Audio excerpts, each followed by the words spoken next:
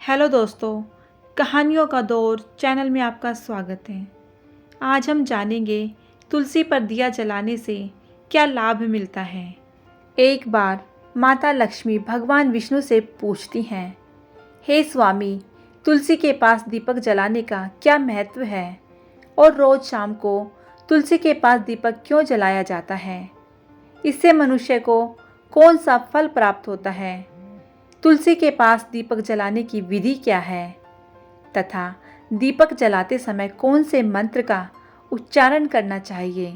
कृपया आप मुझे विस्तार से बताइए। तब भगवान विष्णु कहते हैं, हे देवी, आज आपने समस्त मानव जाति के कल्याण के लिए बहुत ही अच्छा प्रश्न किया है। आपके इस प्रश्न का उत्तर देने से पूर्व मैं आपको एक प्राचीन कथा सुनाता हूँ, जिससे आपको सभी प्रश्नों के उत्तर मिल जाएंगे। इसलिए आप इस कथा को ध्यानपूर्वक सुनिए। इस कथा को ध्यान से पूरा सुनने मात्र से ही मनुष्य को 100 वर्षों तक तुलसी के पास दीपक जलाने का पुण्य प्राप्त होता है। फिर माता लक्ष्मी कहती हैं, हे स्वामी, मैं इस कथा को सुनने के लिए उत्सुक हूँ। कृपया आप इस कथा को सुनाना प्रारंभ कीजिए। तब भगवान विष्णु माता लक्ष्मी को वह कथा सुनाने लगते हैं। हे देवी, पूर्व काल की बात है। दक्षिण दिशा में तुंगभद्रा नाम की एक बहुत बड़ी नदी है। इस नदी के किनारे पर हरिहरपुर नाम का एक अत्यंत सुंदर नगर बसा हुआ था। उसी नगर में काशी नाम के एक ब्राह्मण निवास करते थे। वे अत्यंत गुणवान, चरित्रवान, धर्म कार्य करने वाले तथा वेदों के मार्ग पर चलने वाले थे। उन्होंने समस्त शास्त्र का अध्ययन किया हुआ था। उस ब्राह्मण की एक पत्नी थी, जिसे लोग दुराचार कहकर पुकारते थे, क्योंकि उसके कर्म ही उसके नाम के अनुसार थे। वह सदैव ही अपने पति को अपमानित करती थी। वह अपने पति के लिए कुवाच्य कहती थी, पति को भयंकर दुख देती थी, पति के लिए कभी भोजन नहीं बनाती थी। उसने अपने पति के साथ कभी शयन नहीं किया, कभी उसके साथ प्रेम से व्यवहार नहीं किया। पति के मित्र, परिवार के लोग घर पर आते तो वह स्त्री उनको अपमानित करके भगा दिया करती थी और स्वयं काम भाव से उन्मुख होकर निरंतर अन्य व्याभिचारिणी स्त्रियों के साथ घूमा करती थी। उसका मन पति को छोड़कर पराये पुरुषों में लगा रहता था। उसने कभी अपने पति से प्रेम से बात नहीं की, किंतु पराये पुरुषों के संग बैठकर बातें करती थी। पराये पुरुषों को मोहित करने के लिए सज धज कर गाँव में घूमने जाया करती थी।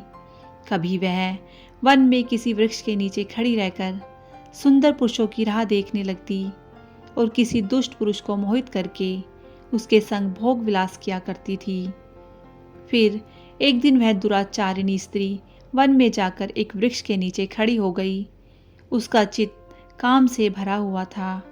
वह किसी सुंदर कामी पुरुष की राह देख रही थी, किंतु बहुत समय निकलने के बाद भी उस स्थान पर कोई पुरुष नहीं आया।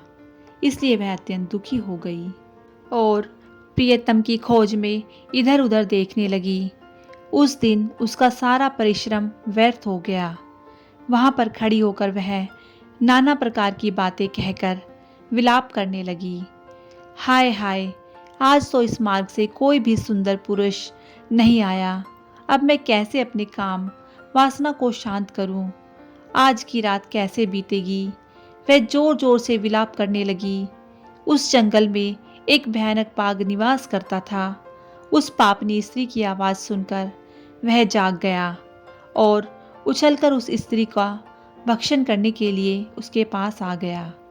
उस भयंकर बाघ को देखकर उस स्त्री के पसीने छूटने लगे। वह भय से थर थर कांपने लगी। वह स्त्री कुछ करती, इतने में उस बाघ ने अपने पंजे से उसे घायल कर दिया और वह स्त्री जमीन पर गिर पड़ी। जमीन पर गिरते ही वह स्त्री चिल्लाते हुए बोली, अरे बाघ, तू किस लिए यहाँ पर आया है? मुझे क्यों मार रहे हो?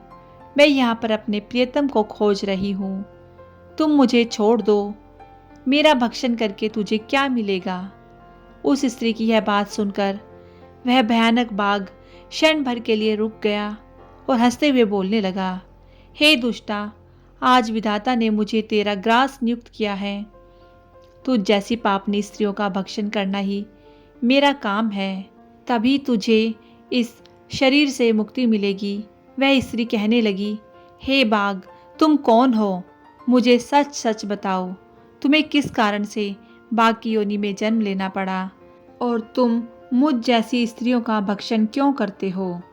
पहले मुझे सारी बात बताओ और फिर मेरा भक्षण करो। फिर बाघ कहने लगता है, हे पापिनी, मैं तुझे मेरे पूर्व जन्म का वृत्तांत सुनाता हूँ, किस कारण से मुझे बाघ बनना पड़ा। पूर्व काल में दक्षिण देश में एक नदी थी। उस नदी के तट पर एक नगरी बसी हुई थी। उस नगरी में मैं निवास करता था। मैं एक ब्राह्मण का पुत्र था और नदी किनारे बैठकर यज्ञ आदि कार्य किया करता था।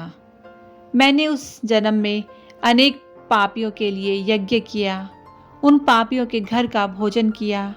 मैंने धन के लोभ से अनेक पापियों के लिए कार्य किया। जिन वस्तुओं का दान ब्राह्मण को नहीं लेना चाहिए, उन वस्तुओं का दान भी मैंने ग्रहण किया और दूसरों से धन लेता था, लेकिन कभी वापस नहीं करता था। इस प्रकार से पाप करते हुए मुझे बहुत साल बीत गए और मैं बूढ़ा हो गया। मेरे बाल सफ़ेद हो गए, आंखें सूज गई, मुंह के सारे दांत गिर गए, लेकिन फिर भी मेरी दान लेने की आदत नहीं छूटी और मैं पाप करता गया। फिर एक दिन मैं धन के लोभ से नदी किनारे गया और अन्य धूर्त ब्राह्मणों के साथ मिलकर हमने लोगों को ठगा। झूठे मंत्र वचन बोलकर हमने बिना विधि विधान किए ही देवी देवताओं का पूजन किया और बहुत सारा धन दान में ले लिया। फिर उसी स्थान पर एक बीमार कुत्ते ने मेरे पैर पर काट लिया और मैं मूर्छित होकर गिर पड़ा। उसी क्षण मेरे प्राण चले गए। फिर यम के दूत उस स्थान पर प्रकट हुए और मुझे पकड़कर यमपुरी ले गए। वहाँ पर यमराज ने चित्रगुप्त से मेरे कर्मों का लेखा जोखा निकालने के लिए कहा। फिर चित्रगुप्त कहने लगे, हे धर्मराज, इस ब्राह्मण ने घोर पाप किए हैं। इसने दूसरों से झूठ कहकर धन लूटा है। विधि विधान से पूजा ना करके झूठ मंत्र बोलकर भगवान का अपमान किया है। इसलिए यह पापी ब्राह्मण केवल नरक जाने के योग्य ही है। फिर यमराज ने अपने दूतों को आदेश देकर मुझे नरक की अग्नि में डाल दिया।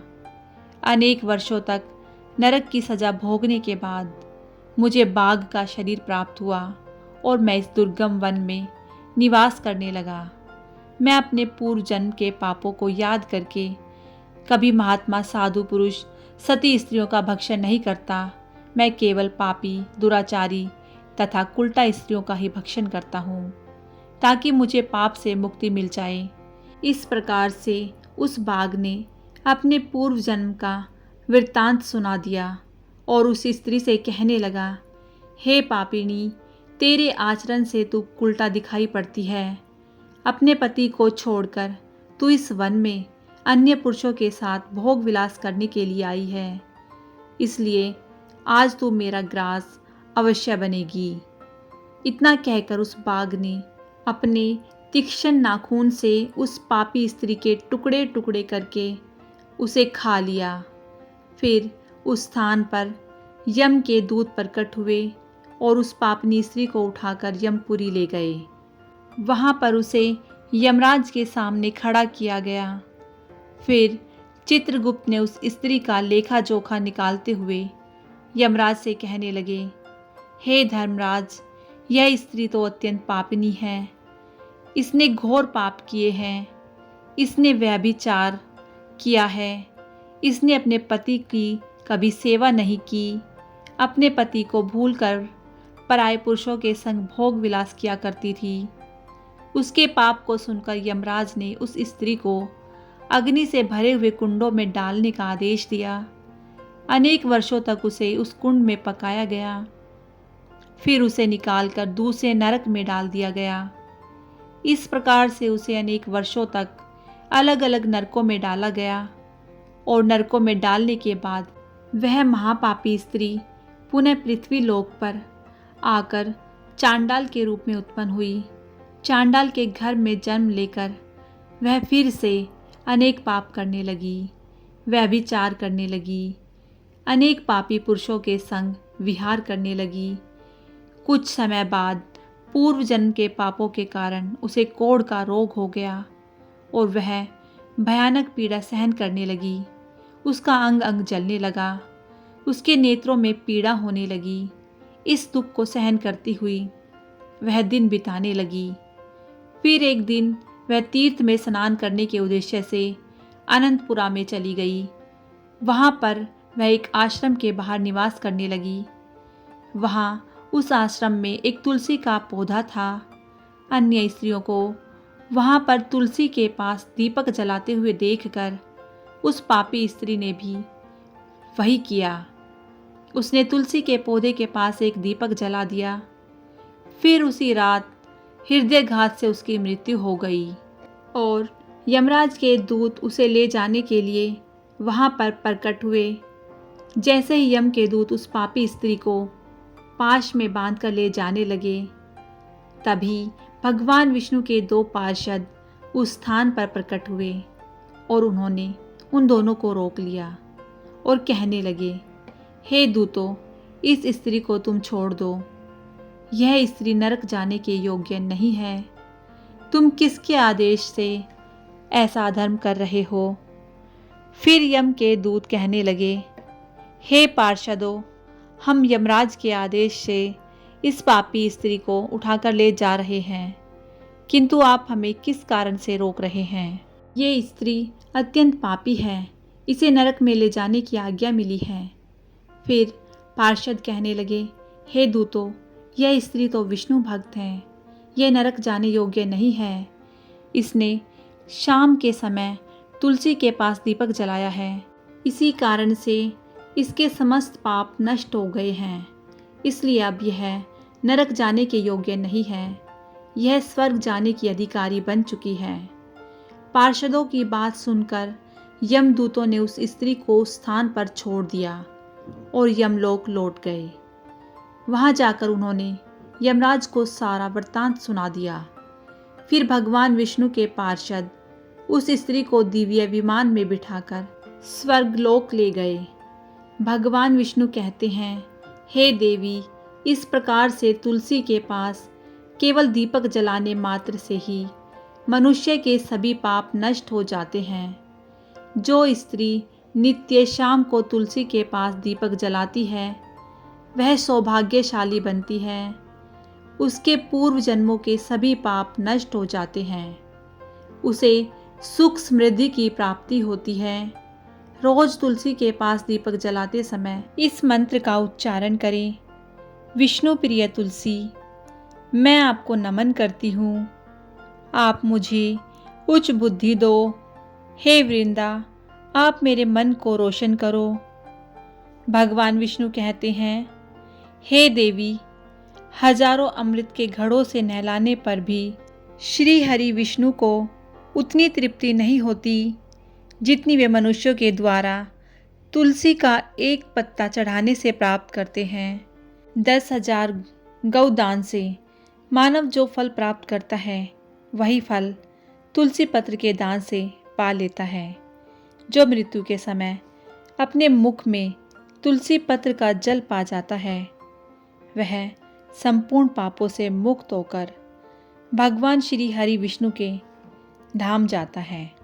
हिंदू धर्म में तुलसी के पौधे का महत्व सबसे अधिक है। इसकी सबसे पहले पूजा भगवान विष्णु ने की थी। भगवान विष्णु कहते हैं, जिस प्रकार से देवी लक्ष्मी से बैकुंठ को ऐश्वर्य प्राप्त है, उसी प्रकार से बैकुंठ में तुलसी के कारण ही पवित्रता प्राप्त है। पृथ्वी लोक पर जिस स्थान पर भी तुलसी का पौधा होगा, उस स्थान पर कभी बुराई का वास नहीं होगा। ऐसा स्थान सबसे अधिक पवित्र होगा। इसी कारण से हमें हमारे घर में तुलसी का पौधा अवश्य लगाना चाहिए। इस प्रकार से भगवान विष्णु ने तुलसी के पास दिया जलाने का महत्व बताया। तो दोस्तों, ये वीडियो आपको कैसा लगा मुझे कमेंट में ज़रूर बताइएगा। यदि आपको ये वीडियो अच्छा लगा हो तो वीडियो को लाइक कीजिएगा, शेयर कीजिएगा और यदि चैनल पर नए हैं तो चैनल को सब्सक्राइब करना बिल्कुल ना भूलिएगा। वीडियो को पूरा सुनने के लिए बहुत बहुत धन्यवाद।